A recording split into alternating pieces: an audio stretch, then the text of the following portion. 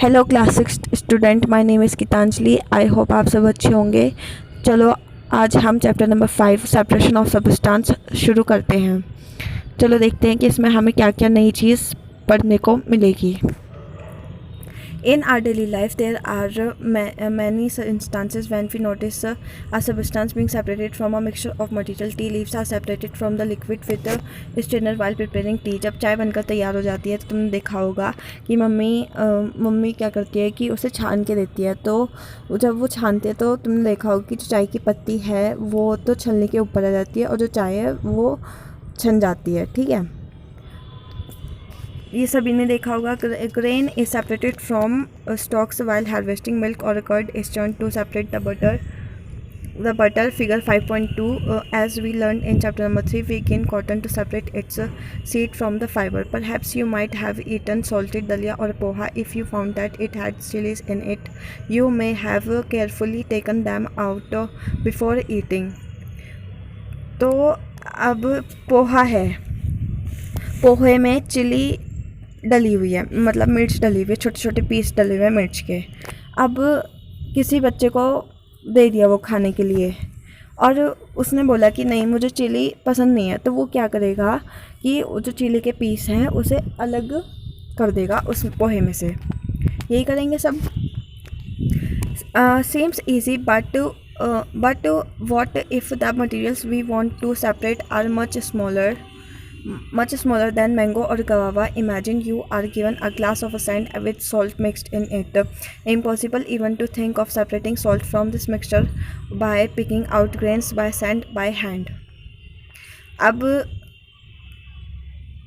मान लो कि किसी इंसान ने हमको बोला कि ये बाल्टी है, बाल्टी में मैंगोज़ और गवावा पड़े हुए हैं, तो उसने बोला कि उसे अलग करो। अब अलग कैसे करेंगे कि मैंगोज़ जितने भी उनको अलग कर लेंगे, निकाल के अलग कर लेंगे, और जितने भी गवावाज हैं उनको अलग कर लेंगे, ऐसे सेपरेट होंगे। पर फिर अब उसने दोबारा चैलेंज दिया हमें कि ले अब ये बाउल है, बाउल में रेत है, मतलब सैंड है और सॉल्ट है, उसने मिक्स करके दे दिया। मतलब वो इतना चालाक है कि उसने मिक्स करके दे दिया और उससे बोला कि अब इसे हैंड से ही इसे अलग अलग करके दिखा। पर अब हमें पता है कि ये हैंड से, अब ये इतनी छोटी चीज़ है और ये हाथ से तो अलग होगी नहीं, हैंड पिकिंग प्रोसेस से तो अलग होगी नहीं, तो उसके लिए हमें दूसरा प्रोसेस देखना होगा। ठीक है, चलो हम आगे देखते हैं। सबसे पहले हम करते हैं activity number first. In column 1 of table 5.1 are given in few processes of separation, the purpose of separation and the way separated components are used in mentioned in column 2 and 3 respectively. However, the information given in column 2 and 3 is jumbled up. Can you match each process with its purpose and the way separated components are used? We see that before we use a substance we need to separate harmful or non-useful substance that may be mixed with it. Sometimes we separate even useful component if we need to use them separately. तो अब तुमने देखा होगा चावल बनाने से पहले mummy जो हमारी क्या करती हैं कि जो उसमें कंकर वगैरह प्रेजेंट होता है, कीड़े वगैरह, सुरसुली वगैरह, तुमने सुना होगा उसका नाम। तो जो कीड़ा प्रेजेंट होता है या फिर कंकर वगैरह प्रेजेंट होता है उसे तो हाथ से निकाल देती है, लेकिन जो उसमें धूल मिट्टी प्रेजेंट होती है वो थोड़ी बहुत उसमें से निकाल भी देती है, उसे झरना वरना करके। पर जो और भी बारीक इम्प्योरिटी उसमें प्रेजेंट होती है उसकी क्या करती है कि इसको बनाने से पहले एक बार पानी से धो लेती है, जिसमें जो हल्की इम्प्योरिटी प्रेजेंट है वो पानी के साथ में बह के चली जाती है और जो चावल हैं वो साफ़ हो जाते हैं। The substance to be separated may be particles of a different size or materials. These may be in any three states of matter: solid, liquid, or a gas. So how do we separate substances mixed together if they have so many different properties? Methods of separation. We will discuss some simple methods of separating substances that are mixed together. You may come across some of these substances being used in day-to-day activity. अब देखो, हमने hand picking से हम समझ गए कि एक जैसे कि कोई भी मिक्सचर होगा उसमें सेम क्वांटिटी के, मतलब दोनों जो सब्सटेंस प्रेजेंट होंगे उस मिक्सचर में उनका जो साइज़ है वो सेम होगा और उसे हम एक दूसरे से अलग कर सकते हैं हैंड यूज़ करके। तो हैंड पिकिंग प्रोसेस वो होता है कि एक मिक्सचर में से मतलब हम आराम से सब्सटेंस को अलग कर सकते हैं। Bring a packet of a food grain purchased from a shop to the classroom. Now separate the grains on a sheet of a paper. Do you find only one kind of a grain on the sheet of paper? Are there a piece of a stone, husk, broken grain and particle of any other grain in it? Now remove with your hand the piece of a stone, husk and other grain from it. The method of a hand picking can be used for separating slightly larger sized impurities like the piece of dirt, stone and husk from wheat, rice और pulses। ठीक है, अभी हमने देखो पढ़ा था कि hand packing सबसे पहले हमें इसमें एक्टिविटी नंबर फर्स्ट में हमें क्या बताया गया है, हमें बोला गया है कि चलो एक पैकेट लेके आते हैं ग्रेन का, ठीक है, और फिर उसे एक शीट पे फैलाएंगे। फैलाने के बाद में उसमें देखेंगे कि उसमें ग्रेन उसमें स्टोन या फिर थोड़ा बहुत धूल मिट्टी हस्क प्रेजेंट है, या फिर उसके मतलब एक दो पीस जो है वो टूटे हुए हैं, या फिर उसमें किसी और इंग्रेडिएंट तो नहीं मिक्स है। तो उसमें हमें ये देखना है। तो ऐसा हो भी सकता है और ऐसा नहीं भी हो सकता, ठीक है, तो हमें देखना है। लेकिन हैंड पिकिंग प्रोसेस मैंने जैसा कि तुम्हें बताया कि हैंड पिकिंग प्रोसेस हम तब यूज़ कर सकते हैं जब दोनों सब्सटेंस का जो साइज़ है वो इक्वल हो, मतलब बड़ा हो, ठीक है, तो तभी हम उन्हें अलग करेंगे हैंड यूज़ करके। तो वही है ये, जैसे कि अब इस ग्रेन में प्रेजेंट होगा स्टोन, वो भी हम हाथ से निकाल देंगे। अब इसमें जो टूटे हुए पीस हैं ग्रेन के, हम उसे भी हाथ से निकाल देंगे। जो हस्क वगैरह प्रेजेंट है हम उसे भी हाथ में निकालेंगे। पर जो थोड़ा और जो हल्की धूल मिट्टी उसमें प्रेजेंट होगी, कैसे भी मान लो, उसे हम हाथ से नहीं निकाल सकते, ठीक है। The quantity of such impurities is usually not very large. In such situation we find that hand picking is convenient method of separating substance. चलो अब पढ़ते हैं threshing. What is threshing? You must have seen bundles of a wheat or a paddy stalks lying in fields after harvesting the crop. Stalks are dried in the sun before the grain is separated from them. Each stalk has many grain seeds attached to it. Imagine the number of grain seeds in hundreds of bundles of a stalk lying in the field. How does the farmer separate grain seeds from those bundles of stalks? One may pluck mangoes or a guava from the trees, but grain seeds are much smaller than mangoes or guava, so plucking them from their stalks would be impossible. अब हमें वो बताया, देखो हमें large amount में एक grain के stocks दिए, हमें बोला कि उसे हाथ से निकाल के दिखाओ, मतलब उसे जितने भी उसमें उसके स्टॉक्स में जितने भी ग्रेन प्रेजेंट है उसे हाथ से निकाल के दिखाओ। अब इतनी सारी लार्ज क्वांटिटी में तुम खुद ही दिमाग लगाओ कि इतनी सारी लार्ज क्वांटिटी में हमें स्टॉक्स दे रखे हैं, और अब हम एक स्टॉक उठाएंगे, फिर उसमें से एक ग्रेन मतलब एक दाने को निकाल के रखेंगे। ऐसा थोड़ी होता है। जो लार्ज अमाउंट है, देखो ग्रेन का मैंने बोला कि दोनों जब इक्वल साइज़ के जब सब्सटेंस हो तभी हम उसे अलग कर सकते हैं हैंड पिकिंग प्रोसेस से। पर अब इसमें क्या हुआ कि इसमें एक तो बड़ा सब्सटेंस हो गया, मतलब स्टॉक, उसे तो हम आराम से हाथ में पकड़ सकते हैं, लेकिन ग्रेन तो वो बहुत छोटा साइज़ हो गया और इतने सारे भी हो गए, तो हम उसके लिए थ्रेशिंग प्रोसेस यूज़ करेंगे। हम उसे मैंगो और गवावा की तरह अलग नहीं कर सकते। जैसे अभी ऊपर एग्जांपल दिया था कि एक बाल्टी में हमें मैंगो और गवावा रख के दे दिए और फिर उसे अलग करना है, तो अब वो तो हमारे हाथ में आ रहे हैं, हम उसे नॉर्मली अलग कर सकते हैं, पर हम इसे ग्रेन इतने सारे स्टॉक्स में से ग्रेन हाथ से नहीं निकाल सकते। उसके लिए हमें मशीन यूज़ करनी होगी, ओके। और जैसा कि फार्मर करते हैं, तो अब हम कहाँ थे, how does one separate from, तो कैसे होगा, नहीं हो सकता ना। The process that is use to separate grain from stalks etcetera is threshing. Threshing process क्या है कि ग्रेन स्टॉक्स में से ग्रेन को निकालना, उसको हम बोलते हैं threshing. In this process the stalks are beaten to free the grain seeds. Sometimes threshing is done with the help of pulkos. Machines are also used to thresh large quantity of grain. Large quantity grain निकालने के लिए stocks में से हमको machine ही use करनी होगी. Okay. Activity number 3, make a mixture of a dry sand with sawdust और a powder dry leaves. Keep this mixture on a plate और अ न्यूज़पेपर. देखो अब तुम्हें देखा यहाँ पे कि हमें मिक्सचर किस चीज़ का बनाना है. हमें मिक्सचर बनाना है या तो सूखे हुए रेत का और उसमें मिला हुआ हो सो डस्ट, मतलब ऐसी कोई धूल मिट्टी मिली हुई हो. ठीक है. या फिर हमें सूखे हुए जो पत्ते हैं उनका पाउडर और उसके साथ में सो डस्ट मिला हुआ हो.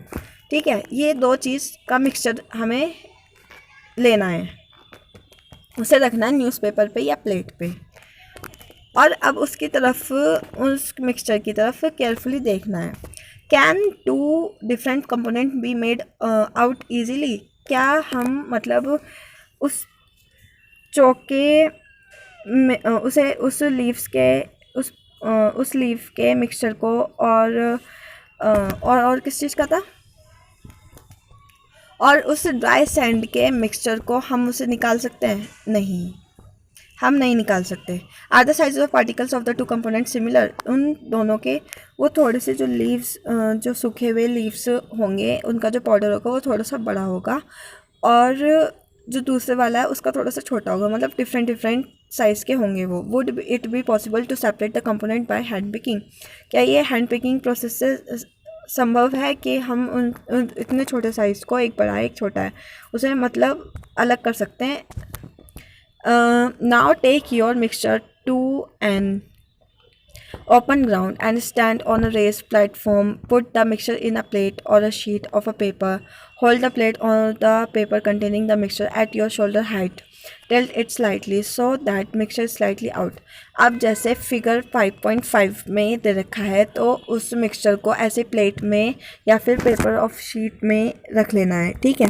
और उसे अपने कंधे की, जैसे इस लेडी ने फिगर 5.5 में तुम्हें दिखा रखा है, ऐसे करके इसे टिल्ट करना है, उस शीट में से ऐसे झाड़ना है. तो अब तुम्हें देखना है कि जो उसमें कूड़ा कचरा जो भी है क्या वो उड़ के जा रहा है हवा के साथ, और जो सही है उसमें मतलब मिक्सचर वो नीचे गिर रहा है. ठीक है.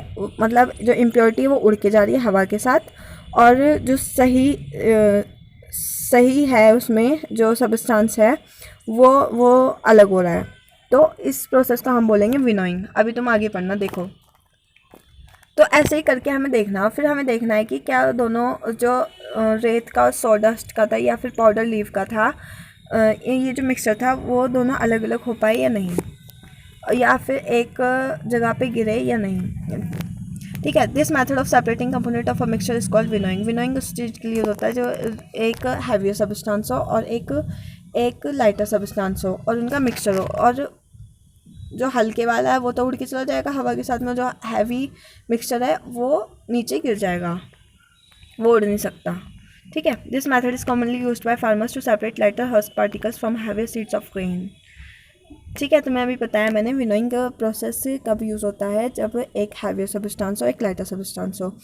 तो जब लाइटर सब्सटेंस हवा चलेगी तो वो उड़ के चला जाएगा, और जो हैवियर सब्सटेंस है जैसे ग्रेन वो नीचे गिर जाएगा, वो उड़ नहीं सकता ना. The husk particles are carried away by the wind. The seed of a grain gets separated and form a heap near the platform. For winnowing, the separated husk is used for many purposes such as fodder for cattle. Sieving. Sometimes we may wish to prepare a dish with flour. We need to remove impurity and bran that may be present in it. What do? We use a sieve and pour the flour into it. जैसे figure 5.6 में दिखा रखा है. अभी तुम देखना, figure 5.6 में दिखा रखा है. तो अब हमारा मन कर रहा है कि भाई अच्छा सा कोई चीज़ बनाए आटे का, या फिर हमें किसी ने बोल दिया कि आज मेरा मन है कि आटे की कोई ऐसी डिश बनाए. तो हम क्या करेंगे, उस आटे को डायरेक्ट तो बनाने नहीं लग जाएंगे, उसे सबसे पहले छानेंगे छलनी से.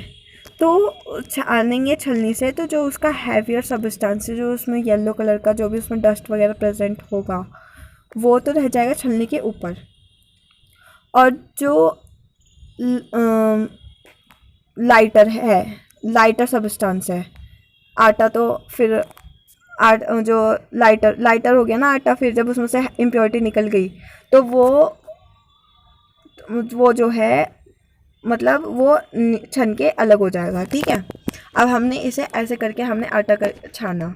जैसे फिगर 5.6 में जो हैवी सब्सटेंस है वो तो छलनी के ऊपर रह गया और जो लाइटर है वो नीचे प्लेट में गिर गया।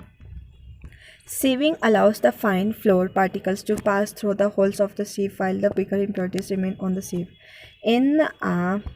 ऐसे बताया था ना मैंने कि जो फाइन फ्लोर पार्टिकल्स थे वो तो पास हो गए छलनी के होल में से, और जो बिगर इम्प्योरिटी थी वो सीव पर ही रह गई, उसके सरफेस पर ही रह गई। In a flour mill impurities like husk and stone are removed from wheat before grinding it. Usually a bag full of wheat is brought on a sliding sieve. The sieving remove pieces of stone, stalk and husk that may still remain with wheat after threshing or winnowing to separate pebbles and stones from the sand. ऐसे ही मतलब ऐसे ही कोई बड़ा substance है, मतलब किसी चीज़ का mixture है और उसमें बिगर इम्प्योरिटी प्रेजेंट है। हमें नॉर्मल देखने में आटे में, मतलब जैसे हम आटा लेंगे एक प्लेट में अलग से तो हम उसमें देखेंगे कि उसमें कोई इम्प्योरिटी प्रेजेंट नहीं है, पर लेकिन जब हम उसे छानेंगे तो हम उसमें देखने को मिलेगा कि छलने के ऊपर जो बिगर पार्टिकल्स हैं वो तो रह जाएंगे और जो लाइटर पार्टिकल्स है वो उसके होल्स में से निकल जाएगा। तो इसे बोलते हैं हम sieving process. Activity number 4. Bring a sieve and a small quantity of flour from home to the class. Sieve the flour to separate any impurity in it. Now make a fine powder of a chalk piece and mix it with the flour. Can we separate the flour and the powder chalk by sieving? अब तुमने देखा कि हमें activity number 4 में sieving process use करने के लिए बोला है, और किस चीज़ के लिए, मतलब क्या दिया हुआ है हमें दिया हुआ है 2 मिक्सचर दिए हुए हैं, एक आटे का और आटे में मिला हुआ है चॉक पाउडर। अब हमें सीविंग प्रोसेस यूज़ करना है तो अब हम क्या करेंगे, उसे छानेंगे, उस मिक्सचर को छानेंगे। अब हमें देखना है कि आटा मतलब जो लाइटर पार्टिकल है उसमें से निकल जाएगा, हमें पता है लाइटर पार्टिकल है जो उसमें निकल जाएगा, और जो हैवियर पार्टिकल्स हैं वो छलने के सरफेस पर ही रह जाएंगे। तो वो चीज़ हमें बतानी है कि क्या मतलब हमें ये देखना है कि क्या चॉक का पाउडर और फ्लोर जो है वो अलग हो पाता है या नहीं। समझ में आया? चलो आया तो एक लाइक कर देना please. Sieving is used when component of a mixture have different sizes, sedimentation, decantation and filtration. चलो अब ये पढ़ते हैं चलो देखते हैं क्या है ये। Sometimes it may not be possible to separate component of a mixture by winnowing and hand picking. कभी ऐसा भी सब्सटेंस मिल जाता है हमें देखने को कि जिसे हम विनोइंग या फिर हैंड पिकिंग प्रोसेस से अलग नहीं कर सकते। For example there are many lighter impurities like dust और सॉइल पार्टिकल्स इन राइस और पल्सेस। तो अब हमें इन्होंने एग्जाम्पल देकर समझाया है कि जो हमारा चावल है या फिर दाल है उसमें डस्ट के और मिट्टी के, धूल मिट्टी के बहुत ही लाइटर इम्प्योरिटी प्रेजेंट है। ठीक है, how are such impurity separated from rice or before cooking. तो हमें ये देखना है कि कैसे हम उस इम्प्योरिटी को निकाल सकते हैं उसमें से। राइस और pulses are usually washed before cooking when you add water to these the impurities like dust particle get separate. These impurities go into water. Now what will sink to the bottom of the vessel, rice or dust? Why? Have you seen that the vessel is still to pour out the dirty water? तो अब हमें बोला था कि हम कैसे, जो भाई इतनी लाइट इम्प्योरिटी प्रेजेंट है चावल में या दाल में, ठीक है, अब हम उसे कैसे अलग करेंगे। अब हम उसमें डालेंगे पानी और उसे टिल्ट करेंगे, उस बर्तन को हम थोड़ा सा झुकाएंगे ठीक है, ताकि वो जो पानी है, पानी के साथ ही उसकी जो लाइटर इम्प्योरिटी उसमें है वो उसके साथ ही बहकर चली जाए। When the heavier component in a mixture settles after water is added to the process is called sedimentation. एक मिक्सचर में जब हम पानी मिलाते हैं और उस पानी के साथ में जब वो इम्प्योरिटी वो बहकर चली जाती है तो उस प्रोसेस को हम बोलते हैं sedimentation. When the water is removed, और जब उसमें से along with the dust, the process is called decantation. और डिकेंटेशन प्रोसेस बोलते हैं जब मतलब हमने चावल धोए हमने, अब हमें पता है कि चावल में बहुत लाइट इम्प्योरिटी प्रेजेंट है, तो हमने उसमें पानी डाला, थोड़ा सा बर्तन को मतलब टेढ़ा किया, तो जब पानी जो है वो पानी के साथ में लाइटर इम्प्योरिटी है वो बहकर चली गई। तो जब वो पानी के साथ में मतलब पानी का बहना, डर्टी वाटर का सब्सटेंस में से बहना, उसे बोलेंगे हम decantation. Let us find few other mixture that can be separated through sedimentation and decantation. The same principle is used for separating mixture of two liquids do not mix with each other. For example, oil and water for their mixture can be separated by this process. तो अब हमें एक example दिया गया कि हमने दो liquid लिए, एक तेल एक पानी। तो एक गिलास ले लो, ग्लास में तेल डाल दो। अब हमें पता है कि जो तेल है वो उसमें मिक्स तो होगा नहीं पानी में, वो उसके सरफेस पे आ जाएगा। तो अब हमें ये बताओ कि क्या जो हमने अभी दो प्रोसेस पढ़े कौन कौन से, सेडिमेंटेशन और डिकेंटेशन, क्या ये इनसे अलग हो सकता है? भाई सेडिमेंटेशन में देखो क्या था, जब हैवियर कंपोनेंट का बैठ जाना उसमें पानी मिलाने के बाद, सेडिमेंटेशन तो ये हो गया। और डिकेंटेशन वो हो गया कि डर्टी मतलब लाइटर इम्प्योरिटी का वाटर के साथ में बह जाना, लाइटर इम्प्योरिटी का वाटर के साथ में बह जाना, मतलब उस डर्टी वाटर का बह जाना सब्सटेंस में से, वो हो गया डिकेंटेशन। तो अब हमें बताओ क्या ऑयल और वाटर अलग अलग हो सकते हैं इन दो प्रोसेस से? The component that forms the top layer can separated by decantation. जो टॉप लेयर है ऑयल की वाटर के ऊपर, वो अलग हो सकती है डिकेंटेशन से। Let us again consider a mixture of a solid and liquid. After preparing tea, what you do to remove the tea leaves? Usually we use a strainer to remove tea leaves. Try decantation to help it little. अभी हमने example ऊपर पढ़ा था कि मतलब चाय को और चाय की पत्ती को अलग करने के लिए हमने छलनी यूज़ करी थी, ठीक है, तभी तो अलग हुए थे वो। पर अब हमें बोला है कि उस छलनी की जगह पे डिकेंटेशन प्रोसेस यूज़ करो। Usually we use strainer to remove tea leaves. Try decantation to it help a little but do you still get a few leaves in your tea. Now pour the tea through the strainer. अब देखो, अब decantation process में तो dirty water के साथ में impurity बहना, हमने तो ये पढ़ा था डिकेंटेशन में। अब ये बता रहा है कि अगर हम डिकेंटेशन प्रोसेस यूज़ करेंगे चाय की पत्ती को अलग करने के लिए, तो चाय में थोड़ी सी लीव्स जो हैं वो चली जाएगी चाय में ही, ठीक है। पर अगर हम स्ट्रेनर से उसकी जगह डिकेंटेशन प्रोसेस की जगह स्ट्रेनर यूज़ करेंगे तो वो मतलब जो पूरी चाय की पत्ती है वो अलग हो जाएगी और जो पूरा लिक्विड है वो अलग हो जाएगा, वो मतलब क्लियर सेपरेट हो जाएंगे। Did all the tea leaves remain in the strainer? This process is called filtration. चाय को और चाय की पत्ती को अलग करना स्ट्रेनर यूज़ करके, तो उसे बोलते हैं filtration. Which method of separating tea leaves from prepared T is better, decantation और फिल्ट्रेशन? अब बताओ कि डिकेंटेशन प्रोसेस सही है या फिर फिल्ट्रेशन।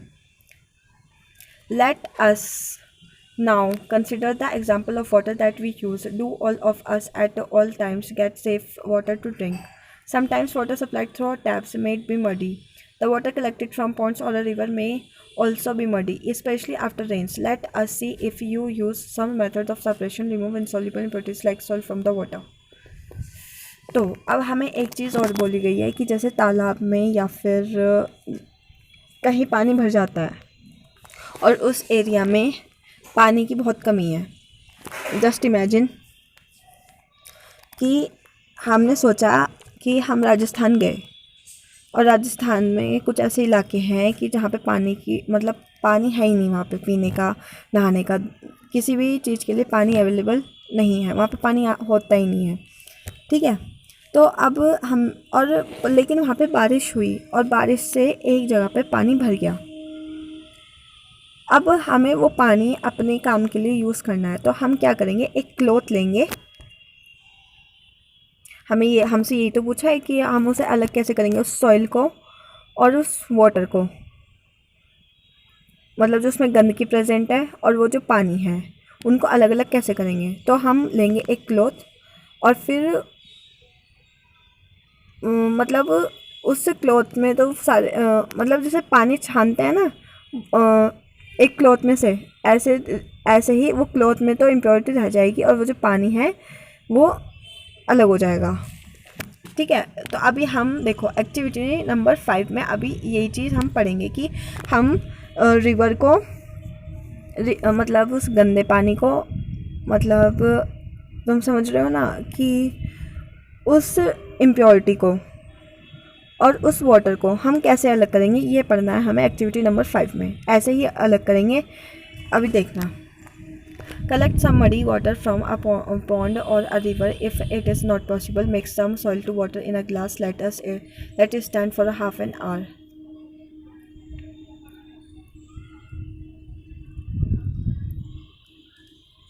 चलो, इसने एक्टिविटी नंबर 5 में हमसे बोला है कि जहाँ पे वो हमने अभी बोला था ना कि जहाँ पे पानी, वो गंदा पानी है वहाँ उस गड्ढे में या फिर उस जगह पे, तो वहाँ से पानी भर के ले आओ, या फिर किसी चीज़ में, या फिर एक काम करो कि एक गिलास लो, गिलास में पानी डालो, पानी में डालो थोड़ी सी मिट्टी।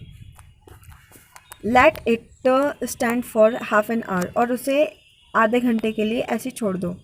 Observe the water carefully and not your observation. अब हम उसे आधे घंटे के लिए ऐसे छोड़ दिया। अब हमें पता चलेगा कि जो सॉइल है वो तो बैठ जाएगी, सेटल डाउन हो जाएगी, और जो वाटर है वो ऊपर आ जाएगा, मतलब वो अलग हो जाएगा। ठीक है, thus some soil will settle at the bottom of water. Why, क्यों ऐसा हुआ कि जो सॉइल है वो आधे घंटे के बाद में गिलास की सरफेस पर बैठ गई। What will you call this process, और इस प्रोसेस को तुम क्या बोलोगे। Now slightly till the glass without disturbing the water, let the water from the top floor into another glass. Figure 5.8, what will you call this process. अब जैसा कि तुमने देखा, हमसे पहले सबसे पहले तो यहाँ पे पूछा गया कि एक मडी वाटर को और वाटर को मतलब कैसे अलग करोगे। ठीक है, अब हमें बताया गया है कि हम ऐसे अलग कर सकते हैं एक्टिविटी नंबर 5 से। या तो उस पानी को लेके आओ, मतलब भर के लेके आओ, और उसे ऐसे थोड़ी देर के लिए से छोड़ दो, तो जो इम्प्योरिटी है वो तो सरफेस पर बैठ जाएगी, और जो वाटर है वो क्लीन वाटर है वो ऊपर आ जाएगा, मतलब वो दोनों चीज़ अलग हो जाएंगी। ठीक है, तो या फिर ऐसा गिलास में मिट्टी डाल के और उसे आधे घंटे के लिए छोड़ दो, तब देख लो ऐसा कि वाटर है और सॉइल है वो अलग अलग हो सकते हैं। और ऐसा क्यों हुआ, मतलब, और फिर हमसे बोला है कि जो वाटर जो ऊपर आया था उसे अब बिना गिलास को हिलाए, बिना डिस्टर्ब किए गिलास को उसे दूसरे गिलास में डाल दो। Is the water in the second glass still muddy और ब्राउन इन कलर। अब हमसे पूछा है जो, अब भाई हमें तो पता है कि हमें तो ये बताया गया था कि जो सॉइल है वो तो बैठ गई है सरफेस पे, तो और जो क्लीन वाटर है वो हमने दूसरे ग्लास में पलट दिया था। अब हमें देखना है कि क्या उसका कलर फिर भी, मतलब जो थोड़े बहुत पार्टिकल्स हैं सॉइल के, क्या अब भी उस वाटर में प्रेजेंट है। हमसे ये पूछा है, now filter it, did the tea strainer work, let us try filtering the water through the piece of a cloth. अब हमें देखना है कि चलो, अब हमें पता चला कि उसमें थोड़े बहुत पार्टिकल्स, मतलब अब भी उसमें उस पानी में मिट्टी थोड़ी सी प्रेजेंट है। तो अब हम क्या करेंगे, उसी ग्लास पे अब हमने क्या किया था कि हमने दूसरे गिलास में वो पानी पलट दिया था ना, अब हम एक और गिलास लेंगे और उस गिलास के ऊपर रखेंगे क्लॉथ, और उस क्लॉथ में से हम पानी पास कराएंगे। अब फिर जो सॉइल के सॉइल के इम्प्योरिटी पार्टिकल्स हैं, जो इम्प्योरिटी पार्टिकल्स हैं वो तो क्लॉथ्स के ऊपर रह जाएंगे जैसा कि तुम देखोगे, और जो क्लीन वाटर है वो उसमें से पास आउट हो जाएगा, उसके होल्स में से। If the water is still muddy, impurities can be separated by a filter that has even smaller pores. A filter paper is one such filter that has very fine pores in it. Figure 5.9 shows the step involved in using a filter paper. A filter paper folded in the form of a cone is fixed onto a funnel. The mixture is then poured on the filter paper. Solid particles in the mixture do not pass through it and remain on the filter paper. जैसे अभी तुमने पढ़ा था कि जब हमने soil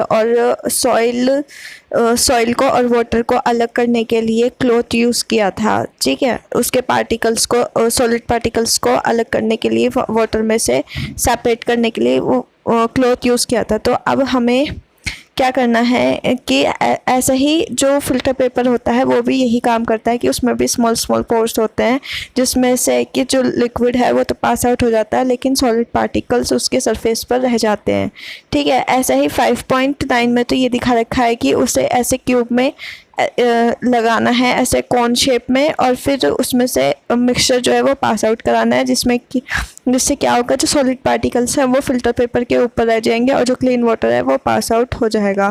fruit and vegetable juices are usually filtered before drinking to separate the seed and solid particles of pulp. Fruit जैसे सभी को ही फ्रूट और वेजिटेबल जूस पसंद होते हैं, और तो वो इसमें ये लिखा है कि पीने से पहले, जैसे उसमें हम देखते हैं, जैसे हमने वो मिक्सी में पीस लिया, उसका जूस बना लिया मिक्सी में, तो क्या होता है कि उसमें छोटे छोटे ऐसे पल्प रह जाते हैं, मतलब ऐसे छोटे छोटे पीस रह जाते हैं फ्रूट या वेजिटेबल के, जो मतलब उसमें मिक्स नहीं हो पाते हैं, जो लिक्विड शेप में नहीं फॉर्म हो पाते हैं, या फिर बीज रह जाते हैं, ठीक है। तो तुमने देखा होगा सॉलिड पार्टिकल्स रह जाते हैं। तो क्या करते हैं कि जैसे कोई तो बच्चा उसे खा लेता है, पर लेकिन कोई किसी को नहीं पसंद होती, तो वो क्या करता है कि उसे छान लेता है और फिल्टर पेपर से, या फिर मतलब फिल्ट्रेशन मेथड यूज़ करके, प्रोसेस यूज़ करके, और इसके मतलब प्रिपरेशन का वो कैसे होगा, उस या तो स्ट्रेनर से या फिर फिल्टर पेपर से। The method of filtration is also used in the process of preparing cottage cheese paneer in our homes. You might have seen that for making paneer, a few drops of lemon juice are added to milk and as it boils. जब दूध गर्म हो जाता है तो पनीर बनाने के लिए हम दूध में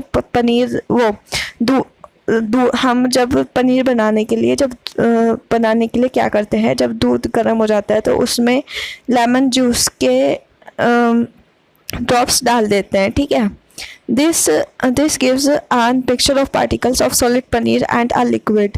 तो अब वो मिक्सचर बन जाता है सॉलिड पनीर का और एक लिक्विड का, ठीक है। जब दूध फट जाता है तो तुमने देखा होगा कि जो उसका दूध का पानी है वो अलग हो जाता है और उसमें छोटे छोटे पीस रह जाते हैं वाइट कलर के, ठीक है।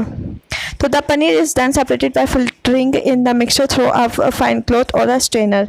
तो अब उसे लिक्विड को और सॉलिड पनीर पार्टिकल्स को अलग करने के लिए या तो हम क्लॉथ यूज़ करते हैं, मतलब उसमें से उसे छानते हैं, जैसे हम कपड़ा रख देंगे भिगोने के ऊपर, उसमें से पास आउट कराएंगे तो जो लिक्विड है वो अलग हो जाएगा और जो सॉलिड पार्टिकल हैं वो उसके सरफेस पे रह जाएंगे क्लॉथ के। तो वो जो ऐसा बताया गया है कि ऐसे पनीर तैयार होता है, ठीक है। Evaporation. Activity number 6, add 2 spoons of a salt to water in another beaker and stir it well. Do you see any change in the color of water? तुमने देखा होगा कि जब हम पानी में नमक मिलाते हैं तो उसका कलर चेंज नहीं होता है, ठीक है।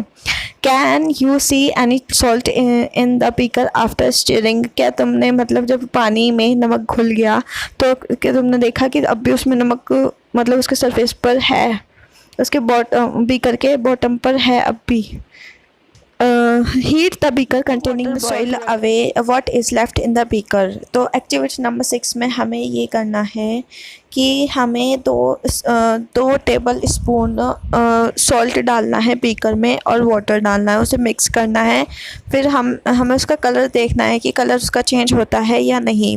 फिर उसको गर्म करना है और गर्म करने के बाद में उसे हीट करना है वाटर को और सॉल्ट वाटर को, और फिर उसे देखना है कि उसमें जब हम पानी गर्म करेंगे, तेज़ पानी गर्म करेंगे तो पानी जो है वो तो उड़ जाएगा। तो हमें देखना है कि उसमें नमक उसके बीकर में बचता है लास्ट में उसके बॉटम में या नहीं। ठीक है। The process of conversion of water into the vapour is called evaporation. Water का वेपर में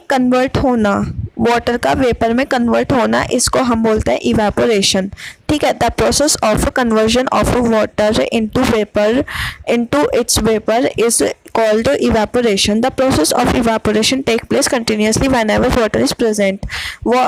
जहाँ पर भी वाटर तुमने देखा होगा कि जो समुंदर जैसे बारिश वगैरह होती है तो तुमने वहाँ पे देखा होगा कि अभी तुमने पढ़ा था कि जो समुंदर में नमक प्रेजेंट है, मतलब उसके पानी में नमक प्रेजेंट है, तभी तो उसे खारा पानी बोलते हैं समुंदर का। तो क्या होता है कि जो जैसे ज़्यादा तेज़ धूप होती है, जो पानी है वो तो उड़ जाता है, वो तो वेपर बन जाता है। ठीक है। और जो नमक है वो बॉटम में उसमें मतलब सी में रह जाता है, जिसे हम यूज़ करते हैं खाने के लिए। ठीक है, कॉमन सॉल्ट को। तो वहीं से तो आता है हमारे लिए नमक।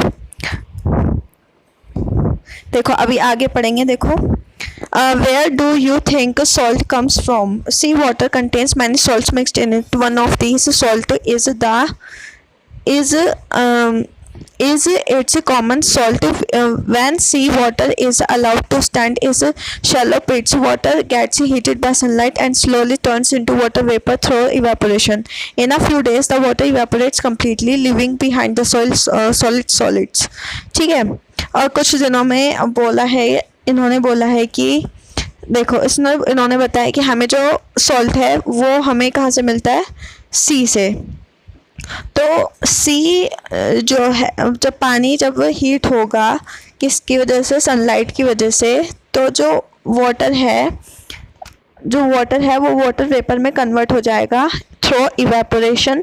और फिर कुछ दिनों में जो वाटर इवेपोरेट्स, जब वो पूरी तरीके से इवेपोरेट्स हो जाएगा पानी, तो फिर वो सॉलिड सॉल्ट में कन्वर्ट हो जाएगा। Common salt is then obtained from its mixture of a salt by the further purification से फिर हम जो हमारा खाने का सॉल्ट है वो ले लेते हैं। ठीक है, वो हमें मिलता है वहाँ से। Use of more than one method of separation we have studied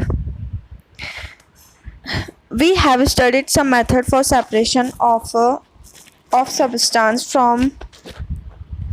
from their mixtures. Often one method is not sufficient to separate the different substances present in a mixture. In such a situation we need to use more than one of these methods. Activity number 7. Take a mixture of sand and salt. एक sand और salt.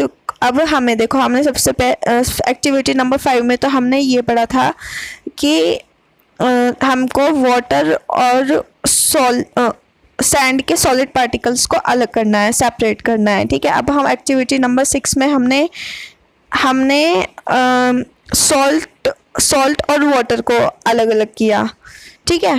और अब हम activity number 7 में sand के solid particles को और salt के पार्टिकल्स को अलग अलग करेंगे। ठीक है। How will we separate these? We already saw that hand picking would not be practical method for separating these.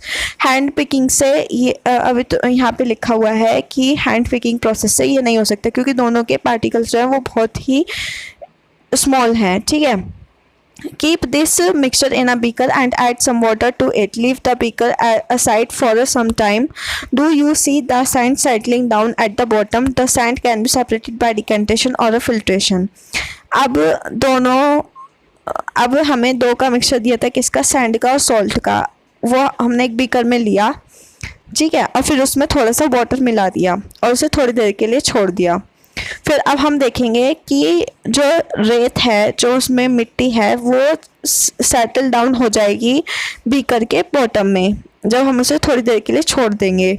The sand can be separated by decantation और फिल्ट्रेशन। और जो सैंड है, मतलब हमसे पूछा है कि क्या वो डिकेंटेशन प्रोसेस से अलग हुई है या फिल्ट्रेशन से। What does the decanted liquid contain? Do you think this water contains the salt which was there in the mixture at the beginning? Now we need to separate salt and water from the decanted liquid. Transfer the liquid to a kettle and close its lid. Heat the kettle for some time. ठीक है, अब हमने starting में क्या किया था, हमने sand और सॉल्ट के मिक्सचर को बीकर में लिया और बीकर में थोड़ा सा वाटर डाला, जिससे जो सैंड था वो सेटल डाउन हो गया बीकर के बॉटम में। ठीक है, और फिर हम उसे जो अब वाटर में सिर्फ सॉल्ट ही मिक्स है, तो हम उस वाटर को और मतलब उस सॉल्टी वाटर को हम अब केतली में डालेंगे और उसका वाटर मतलब उसका ढक्कन बंद कर देंगे केतली का और उसे हीट करेंगे थोड़े टाइम के लिए। Do you notice steam coming out from the spout of the केतली। अब तुम नोटिस करो कि जब वो तेज़ गर्म होगी केतली, उसे हाई रेंज पे जब केतली को गर्म करेंगे, पानी को गर्म करेंगे, तो जो वाटर है वो वाटर वेपर में कन्वर्ट हो जाएगा। ठीक है, take a metal plate with some ice into on it, hold the plate just above the spout of the केतली एज शॉन इन फिगर 5.9। अब हमें बोला है कि एक मेटल की प्लेट लो।